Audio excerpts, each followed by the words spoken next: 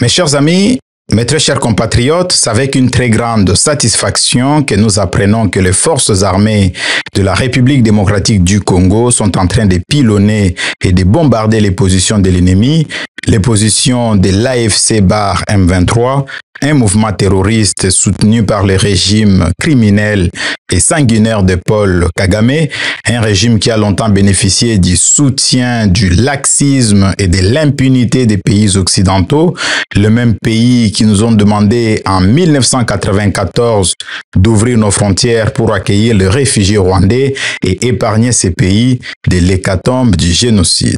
Sauf que parmi ces réfugiés, il y avait les combattants du FDLR, une force qui appartenait à l'ancien régime, donc au régime d'Abiyarimana. Et aujourd'hui, cette faute nous coûte plus de 10 millions de morts. Et ces morts reposent exclusivement sur les épaules de pays occidentaux. Nos morts reposent exclusivement sur leur conscience. Pourquoi? Parce que ce sont eux qui nous ont demandé en 1994 d'ouvrir nos frontières, ce sont eux qui se sont portés garants de notre sécurité. Et aujourd'hui, mes chers amis, les pays occidentaux sont incapables d'arrêter les massacres de notre peuple. Pire encore, ils cautionnent les mensonges de Paul Kagame. Ils prétendent que les FDLR menacent son régime. Mais depuis 1994, qui de nous a vu une seule attaque venue de la République démocratique du Congo contre le Rwanda, contre le peuple rwandais, causant mort et désolation sur le territoire rwandais? Personne. Au lieu de tenir leur rôle de garant, les puissances occidentales soutiennent le Rwanda. Elles financent son armée, elles la forment et pire encore, elles signent des accords sur des minerais qui ne se trouvent même pas sur le sol rwandais. C'est une honte pour le pays occidentaux. Et en vérité, je vous l'ai dit, mes très chers compatriotes, les pays occidentaux continuent d'alimenter la machine de guerre de Paul Kagame. Et pendant ce temps, notre peuple continue de souffrir. Nous devons, nous, en tant que peuple congolais, nous préparer à la guerre. Nous devons, en tant que peuple, exiger des comptes aux pays occidentaux. Nous devons faire en sorte que le Rwanda et ses alliés occidentaux portent la responsabilité de nos millions de morts. C'est à nous, mes très chers amis, de le faire. C'est à nous de nous battre pour la vérité, car personne d'autre ne viendra le faire à notre place. Les Occidentaux, ils s'en fichent des millions de morts noirs. Pour eux, un seul Occidental, même fou, a liquide 10 millions de Noirs. On ne changera jamais cette réalité. Eza bongo na mitu na bango. Et ici, je ne pardonne pas notre responsabilité. Nous sommes, nous, Congolais, en tant que peuple corruptible. Nous trahissons notre pays et notre peuple pour le pouvoir, pour l'argent. Je rappelle ici que Patrice Emery Lumumba et Mosé Laurent Désiré Kabila n'ont pas été tués par les Occidentaux, mais c'est par nous-mêmes. Si nous ne changeons pas, mes très chers compatriotes, Bondi Melanga, Tokoti Kalaba esclave à vie et Toko condamner la génération future na souffrance. Et je vous dis la vérité, si nous ne changeons pas aujourd'hui, Tokoti Kalaba esclave et les générations futures seront condamnées. Ça, c'est la vérité. Il faut total nambunzu na misu. Alors, concernant Batako Ezolekana, Mikolo, bombardement, je vais vous expliquer un petit détail, en lingala pour que tout se comprendre. Avant attaquer Salema, ezala nao tobengaka renseignement. Renseignement en cause à la combiner entre renseignement militaire et renseignement civil. C'est-à-dire que nos forces armées, avant de préparer la frappe, frappe ciblée, bazouaka un certain nombre d'informations, et informations les ont concernées nini. Les ont concernés parce que les rebelles, batambola na minduki na mutute, batambola na avion na mutupe na mapekate, bazana ba dépôt d'armes, bazana ba munitions, bazana ba position, bazana centre ya commandement. Ça dit que ces frappes là et ces bombardements, ils ont ciblé ba biloko na uti kotanga. Pourquoi ils ont ciblé yango? Ils ont pour quoi affaiblir force ya frappe, pour quoi affaiblir capacité ya munguna, pour que capacité ne comment nuisance te et nuire bisoté, nuire sécurité na bisoté. Donc, des objectifs, il y a bombardement. Maintenant, ba rebelle, pour alerter l'opinion surtout internationale, ba ya kana ba déclaration bidon, il y a Lukuta, pour na koloba que non, le gouvernement congolais bombarde de manière aveugle. Et c'est du n'importe quoi, bolanda bangote, et ces mensonges, ils sont même relayés par les journalistes Moussou Lukuta, ou baza payé parce que baza loko sombongo, baza payé na mbongo ya makila ya peuple congolais. Et torozonge la makamboana, sima. Alors, si koso ina ebisaki bino autrefois que non, il faut investir dans nouvelle technologie et lingo lobanini. Et lingo lobate que parce que guerre et comment ya ba drone que togoti nda ba troupe au solde. C'est-à-dire que biso en tant que peuple, en tant que nation, il faut to battre la bana na biso, to battre la bandeko na biso ba kendo kufate. Si ko na kati ya bitumba, muntu oyo azo gérer espace aérien, aza déjà na avantage moko stratégique na tactique. C'est-à-dire que tango ba avion na bino na ba drone ezo matalikolo pona bombarder ba position ya ennemi, si ko tango bazo bombarder ba ennemi, ba misu bazo kufa, ba misu bazo zonga ciment, tozo détruire ba base na bango, ba base logistique na ba dépôt ba munitions na bango na ba stock d'armes, siko ba force na biso bazo avancer au sol pour occuper le territoire où ils étaient occupés autrefois par Banguna pour ba sécuriser yango. Yango na senga ki na ba konzi na biso ba investir na nouvelle technologie. Nakamwaki dernièrement, plus de 40 millions de dollars bakendaki ko bebisa na makambo Monaco.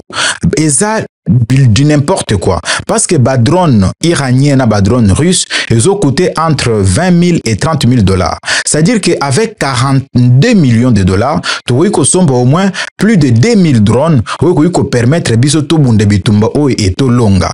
Il faut to eba ko rationaliser ba dépenses ya mboka surtout en ce moment où tu na kati ya bitumba.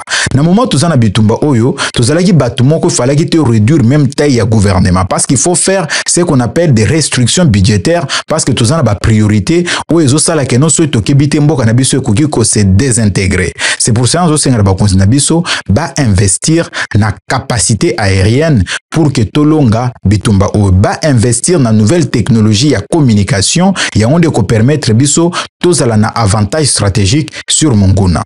Ndenge ba drone ezalaka wana est un peu technique mais je vous explique terre à terre. Ba drone fonctionne na système à radar et fonctionne à peine un système à satellite. Ça dit que tozalaka na 4 pays oyo 4 puissances o bazana ba satellite ya malonga yo ko permettre biso tozo ba information to communiquer to mekape ko guider ko téléguider ba drone na biso. Tozana États-Unis, azana GNSS, oui, si je ne me trompe pas, tozana Russie, ezana GLONASS, tozana Union européenne, ezana Galileo, tozana ba chinois, bazana Beidou. C'est-à-dire que ba satellite wana ezaka na libre service. C'est-à-dire que ceux qui ont ba drone et que ba drone wana eza récepteur nango eza compatible na ba système wana et ko utiliser yango. Koko so ya kana moment nini?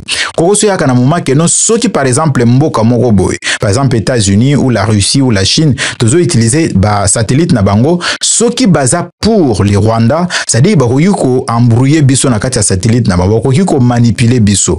Ba ko bloquer même que ba drone na biso fonctionne na ndenga malamote. C'est pour cela il faut collaborer avec des pays sincères. Ba pays ba ko sunga biso pour que tous en ba information en temps réel pour nous komeka ko localiser banguna pour nous bombarder bango. Ya bomona ka des fois ba américain ba lakisaka nde ba soda rwandais bazo uta Rwanda bazo kota na kati ya mboka na biso à travers ba satellite wana. Maintenant so tozana mboka moko malamu ezo sunga biso, ça dit que tokozwa ba information en temps réel pour que to bombarder munguna nyonso zo kota na kati ya territoire na biso. C'est pour cela no senga na ba konzi na biso, il faut batia mutu bakata.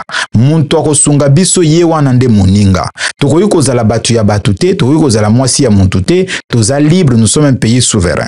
Na bato bazolo bakeno, Congo eza Mali te, Congo eza Burkina Faso te, Congo eza nani te. Biso toleki bango na nini, bango baleki biso na nini. Baza peuple comme biso, bazo réfléchir comme biso, bazala y confronter na même défi comme biso. Tozo exemple ya Mali par exemple. Toza na région mo babengi Azawad. Eza na force moka ki ko bima pona ko libérer région wane comme indépendant.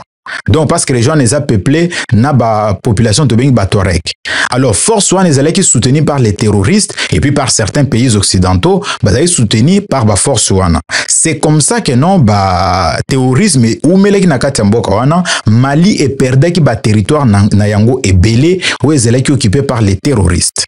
Mais lelo oyo parce que ba comprenaki ba lukaki ba allié moko fiable, ba allié moko responsable, ba allié moko lukutate, lelo toko lo bakeno Mali a récupéré presque la quasi-totalité ya territoire na yango. Yango na biso pe il faut to luka ba partenaire o ba ko sunga biso. Ceux qui ba américain ba ko sunga biso bravo. Ceux qui ba français ba ko sunga biso bravo. Ceux qui ba russe ba ko sunga biso bravo. Ceux qui ba chinois ba ko sunga biso bravo. Yango na yebisa kabino que avant bo nommer batnet ba conseiller ba collaborateur to ba diplomate, il faut bo luka pe batanga na bamboka moko ba koki koyeba mentalité na fonctionnement ya ba tomboka wana. Na pese exemple.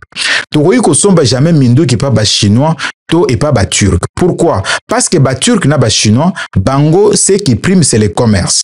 Muntu soka yeli bango, yo pese ke 5000, muntu moko yeli 10000, yeba ke non akotika yo akepa muntu wana. Et puis ba kote ke le biso manduki, mais ba kete kape solution na banguna. Donc baza batu, bazalaka na approche moko stratégique te pona bango, approche stratégique eza business. Ya un photo zala na bandeko ba yebi ba peuple wana pona koyeba ke non est-ce que peuple photo collaborer na domaine X to Y, tu faut collaborer dans le domaine à boy.